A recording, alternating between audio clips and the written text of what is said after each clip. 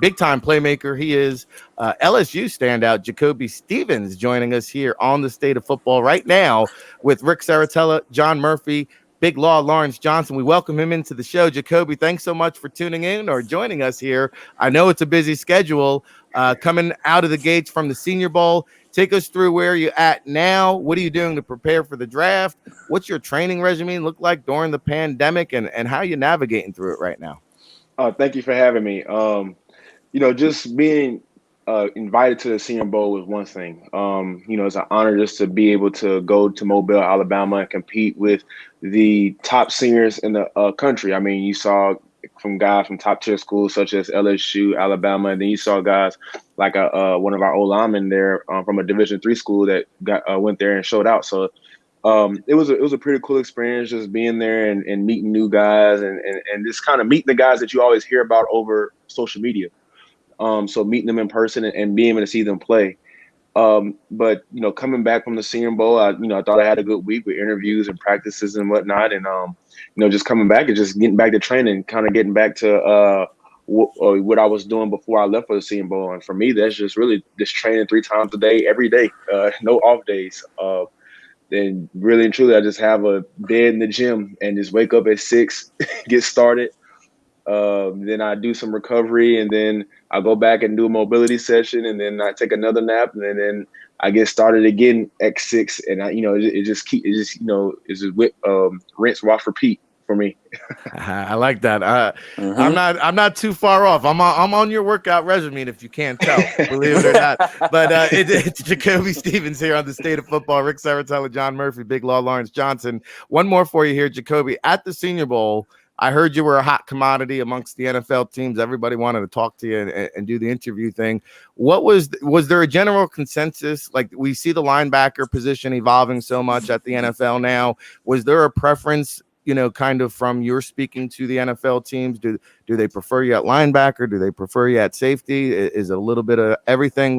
Where do you kind of see yourself at the next level? I mean, talking to teams, they just basically told me what they need. Some teams need a linebacker. Some teams, the defense that they're moving to, they need a bigger safety. So it's just basically just based off of team needs. And for me, it's just basically whatever the team needs. So whatever the team drafts me and they say, hey, JaCoby, we need you to get to 225, or we need you to get you to 230 because we need you to play wheel backer. I just go back here and ask my trainer, but look, we have this time period and I need to get to this certain weight. For me, it's always putting the team first and the organization first. So when it comes to preference of position, I really don't have one. I just love playing football. JaCoby Stevens here on the State of Football, and someone who's very familiar with your career down there in New Orleans is our residential GM. He is John Murphy, VP of Player Personnel for the Toronto Argonauts, 2-time Grey Cup champion, and a current resident of New Orleans. So he knows a thing or two about JaCoby Stevens. What do you got for JaCoby, John? Yeah, well, he's got to be one of my favorite players in the draft. He's from Murfreesboro. Yes, sir. Come on now, come on, you got to connect those two there. JaCoby, I thought you had a really good week last week. You had an interception to Mac Jones in one of the practices. With everything that's gone on this year and how you guys have been, were you guys as players able to actually interact with each other at the Senior Bowl the way you normally would at an event? You're seeing guys for the first time since maybe a high school all-star game, guys you played with and against during your career.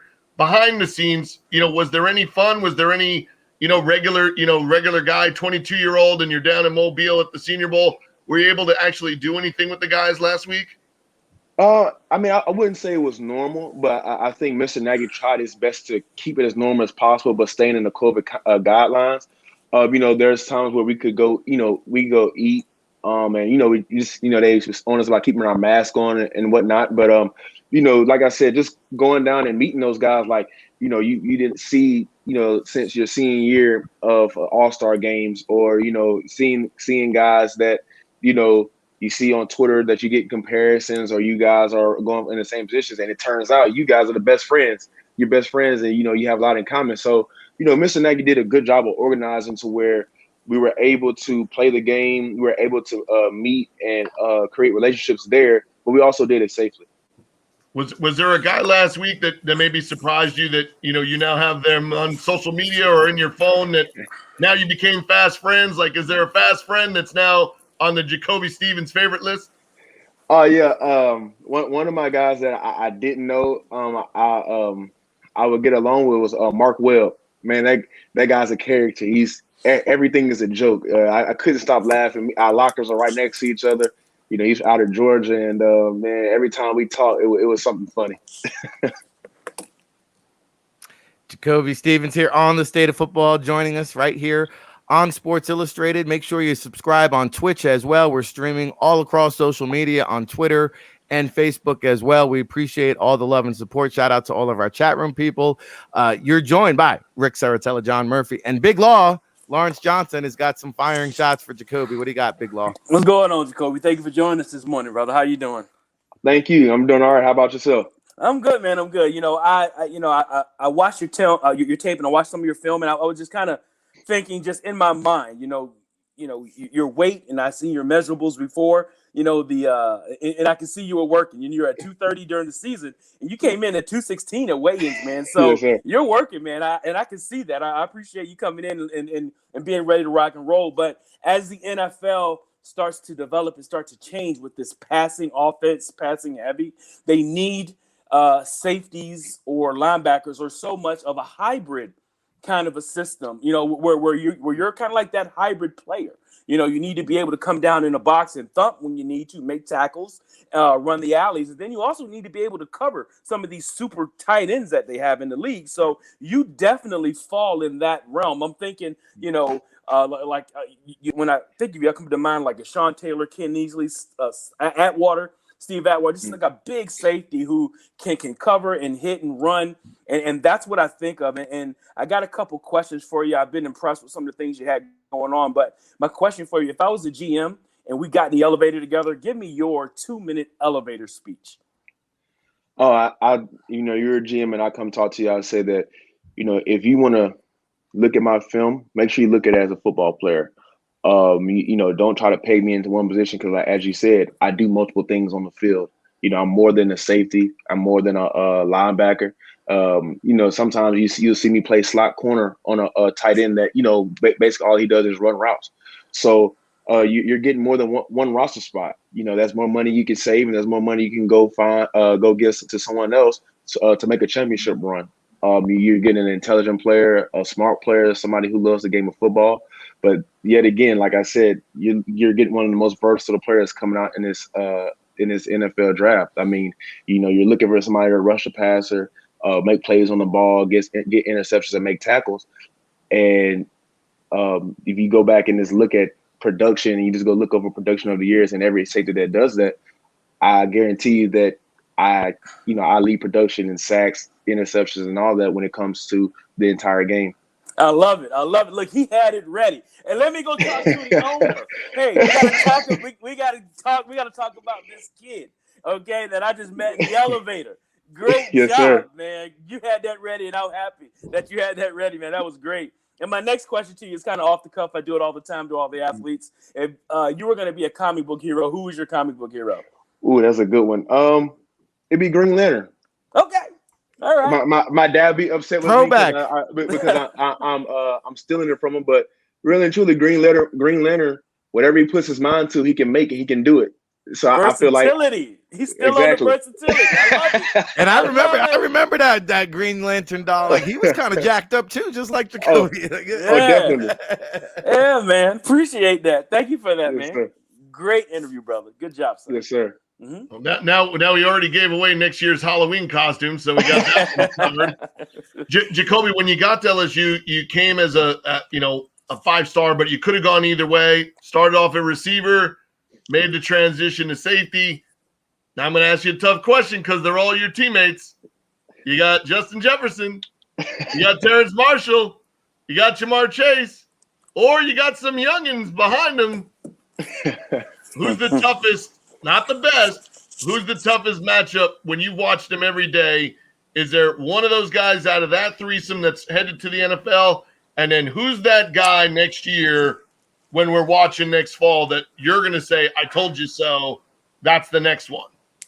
In terms of receivers, man, it's hard because these guys really they 1, 2, and 3 just go back and forth. But for me, I had to say Jamar Chase. Jamar he has an X factor about him. Just it doesn't matter who's around him. It doesn't matter how many people you rotate to the side. He's coming down with the ball and he's making a play. And he has a body type to where I wish Coach Brady would have ran it 2 years ago, but I remember in fall camp they used to put Jamar at running back and on third down and make him do read routes like Alvin Kamara, or they just hand the ball off.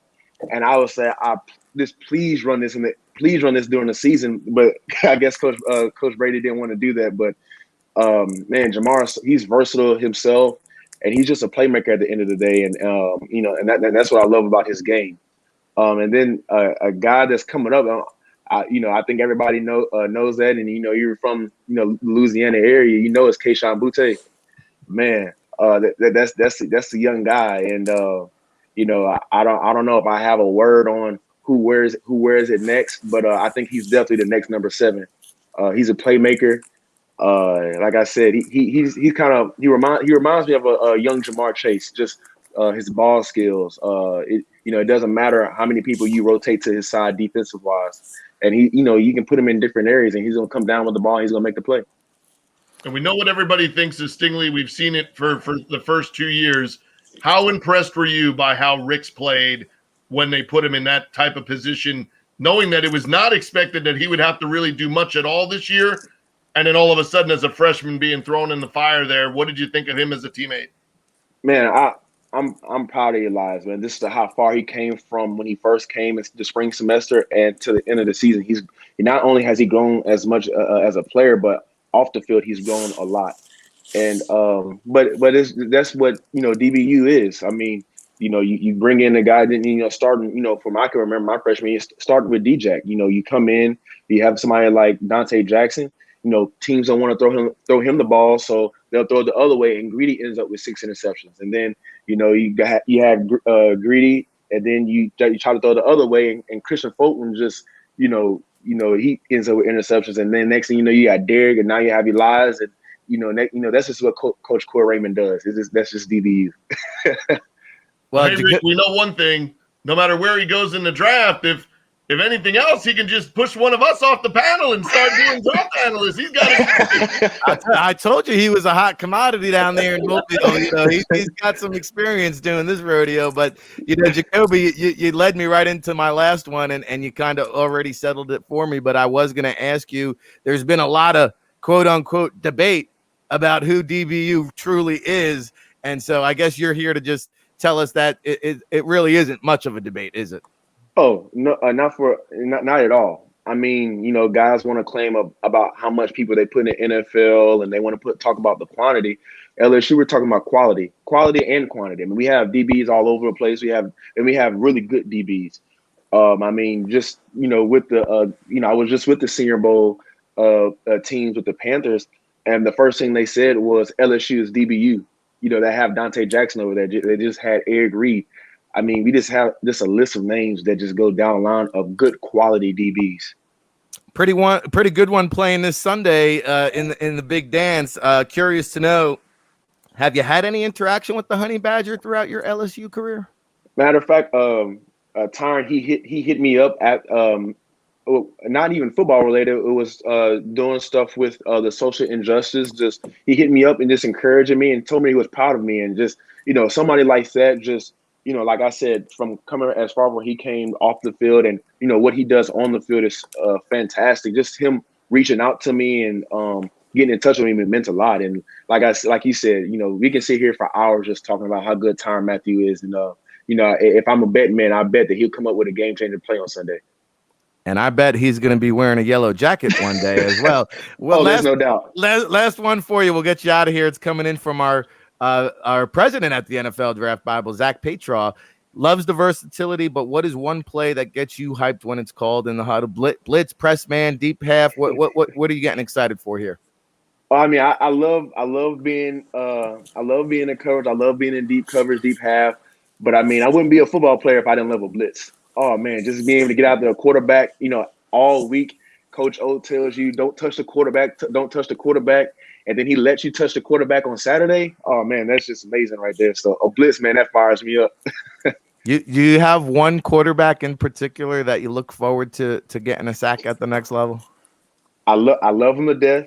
He's my former teammate, and I think he's on. I think once he gets back healthy, he's gonna be on pace to be the greatest quarterback of all time. But Joe Burrow, it has to be Joe Burrow. Like I said, scrimmages, practices, Coach O was protecting him. So now, if I'm played on the opposite team, I get a chance to go hit him. Man, I'll never turn that shot down. There you go. I know Joe's a big fan of the show, so he's watching now. But we appreciate the time here. JaCoby Stevens, LSU playmaker. We're looking so forward to seeing where you land at the next level. Thank you so much for joining us today, JaCoby. Yes, sir. Thank you.